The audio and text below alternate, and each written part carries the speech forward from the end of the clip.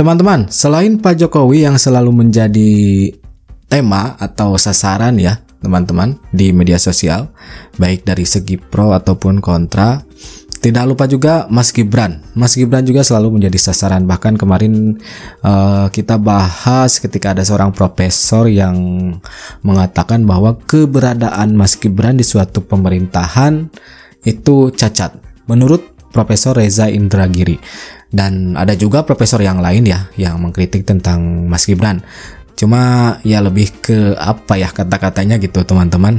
Ya intinya mereka tidak setuju dengan adanya Gibran menjadi wakil presiden teman-teman. Dan pada nyatanya Mas Gibran terpilih jadi wakil presiden, wakilnya Pak Prabowo. Bahkan Pak Prabowo mengakui itu kemauan Pak Prabowo sendiri ya. Dan sudah menjalankan beberapa program, salah satunya makan bergizi gratis. Itu dia teman-teman. Pernyataan profesor-profesor tersebut ya tentu saja mendapatkan kritikan lagi atau balasan lagi atau respon lagi teman-teman. Nah, untuk lebih jelasnya kita lihat bagaimana videonya. Check it out. Oh, kalau saya tidak. Kalau saya tidak mau menggantungkan harapan apapun kepada sosok Gibran Rakabuming. Karena alasan keberadaan dia pun menurut saya itu sudah cacat parah. Oke. Iya. Dan buat saya ya, kenapa saya sekarang keras sama Jokowi? Kalau anaknya itu berkualitas, ya. Paling enggak kayak inilah ya, paling enggak kayak AHY lah ya. Iya, betul. Terlepas AHY itu masih mayor, tapi dia kualitasnya. tapi paling enggak itu terbukti bahwa dia lulus SMA. Iya. Iya. Ini konteksnya ya underestimate ya ke Mas Gibran ya teman-teman. Teman-teman juga bisa menangkap pernyataan dari Profesor Ikrar Nusa Bakti. Ini membicarakan tentang ijazah SMA teman-teman. Padahal kan kita tahu ijazah S1-nya juga ada gitu.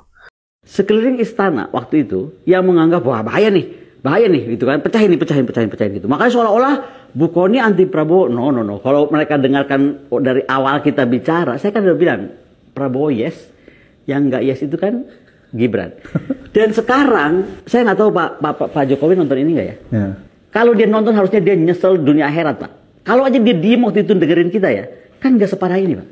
Prof Reja, keberadaan Gibran cacat katanya kalau Profesor Ikrar Nusa Bakti menyinggung tentang ijazah Mas Gibran, kemudian Bu Kony di sini mengatakan kalau ke Pak Prabowo setuju, kalau ke Mas Gibran enggak. Kurang lebih seperti itu teman-teman. Nah sekarang gimana nih tanggapan dari netizen? Ini dari Pak Tendi Irianto. Saudara, ada banyak orang cerdas, orang pinter di negeri 062 ini. Mereka marah. Bosen gua lihat Gibran katanya gitu. Orang bego begitu kok jadi wakil presiden. Nah, bapaknya itu pelengak-pelengok kok jadi presiden. Saudara, itulah hidup. Itulah kenyataan hidup yang sangat menyakitkan bagi orang cerdas. Kalau boleh saya katakan bahwa sebenarnya mereka nggak cerdas, cuma ingin terlihat cerdas. Karena kalau mereka cerdas, pinter, dan bijaksana, mereka tidak mungkin berkomentar negatif terhadap keberadaan Gibran sebagai wakil presiden. Mereka sudah dipilih oleh bangsa ini. Anda suka atau tidak suka, ya Gibran adalah wakil presiden. Iya, suka tidak Sekalipun suka Anda Mas tidak Gibran ingin wakil memasang presiden. foto Gibran di samping fotonya Prabowo di kantor di rumah Anda, ya terpaksa. Ya. Saudara, ketika banyak orang berkomentar tentang makan gratis, ya, Ada Profesor Dr. Mara yang mengatakan Prabowo itu bodoh. Sekarang ada lagi ahli hukum tata negara, entah apa namanya, ahli pidana, berkomentar. Gua bosen lihat Gibran katanya. Ya jangan dilihat dong. Kalau ente bosen lihat Gibran ya jangan dilihat. Buang muka aja. Beres perkara. Ya kan? Seperti tadi saya katakan, suka atau tidak suka, Gibran adalah wakil presiden Republik Indonesia. Dan dia akan berada di sana minimal 5 tahun. Itu kenyataannya ya, Iya. teman-teman. Dan dia adalah wakil Presiden Prabowo. Jadi, kalian yang emosi, yang marah, melihat orang-orang yang kelihatannya bodoh, kok bisa hebat, bisa jadi presiden 2 periode. Anaknya kok jadi wakil presiden. Sebenarnya itulah fakta bahwa yang kelihatan bodoh ternyata hebat. Sementara kalian yang merasa hebat sebenarnya bodoh. Kenapa saya katakan bodoh? Nah, kenapa kalian sakit hati? Kenapa kalian bosan? Ada apa dengan isi hati kalian? Dengan pikiran kalian? Mereka kan sedang bekerja. Belum lagi 100 hari. Biarkan saja mereka bekerja dan lihat. Dan kalau nanti nggak suka, ya, Anda kampanye jangan pilih mereka. Begitu aja kan gampang dong. Ya kan? Mengenai Prof. Reza Indragiri, dulu juga pernah mengatakan bahwa Mas Gibran adalah anak bau kencur, teman-teman. Nih, kita lihat videonya. Pedofilia itu politik. Karena saya anggap Prabowo Subianto adalah sosok yang sudah sangat matang dan dewasa berpolitik. Sementara tanpa ada putusan MK, saya pandang dia sebagai anak bau kencur. Saya kira mungkin kalau kita bicara tentang persoalan statement-statement Pak Reza, jangan sampai nanti ujung-ujungnya mengatakan, ya kalau saya salah, saya minta maaf sama presiden, wakil presiden dan sebagainya. Ya, tapi tetap dengan kemasan untuk mengesahkan bahwa saya tidak yakin. Ya, saya tidak yakin bahwa itu seperti itu sehingga saya harus minta maaf dan sebagainya. Ini perspektif belutnya di situ ya. Jadi cara berpikir belut seperti itu. Bagaimanapun juga sudah saya katakan dari awal bahwa siapapun itu bisa salah gitu ya. Siapapun bisa salah. Apa yang kita yakini benar ya, itu bisa salah. Ya, apa yang kita yakini salah juga bisa benar.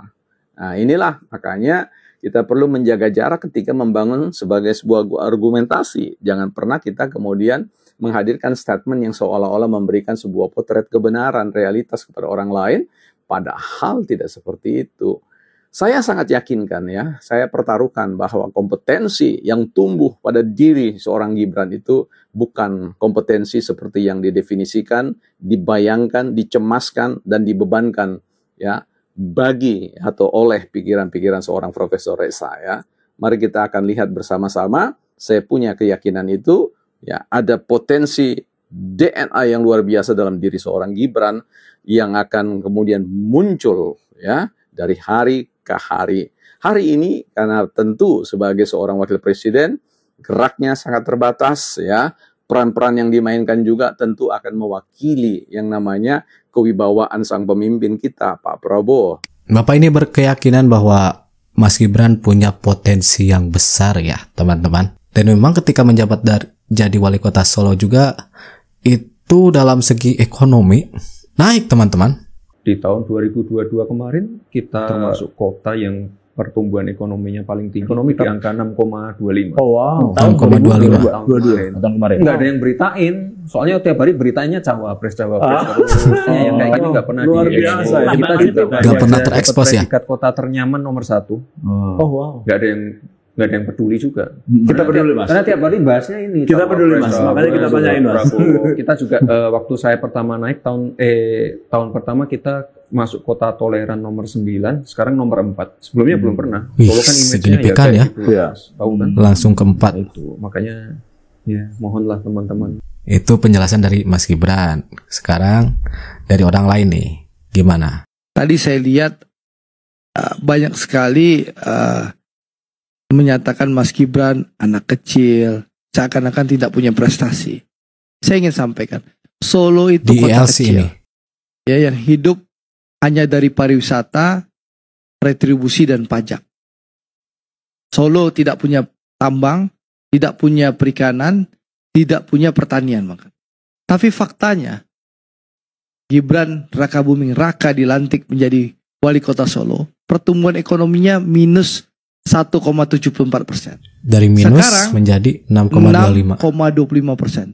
Jauh di atas ekonomi nasional yang 5,3%.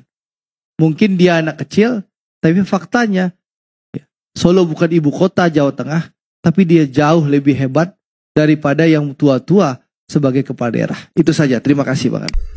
Jauh di atas ekonomi nasional, kata Bapak ini, teman-teman. Nah, itu dia videonya ya, teman-teman, mengenai Mas Gibran, wakil presiden kita. Dari segi prestasinya dijelaskan tadi, kemudian dari segi potensi juga dijelaskan dari netizen, kemudian dari segi sikap juga dijelaskan oleh netizen untuk menjawab pernyataan-pernyataan profesor-profesor yang kita lihat tadi. Ya, pokoknya seperti itu teman-teman. Oke, terima kasih sudah nonton sama-sama. Nanti kita jumpa lagi di video-video selanjutnya. And that's it. Catch you later.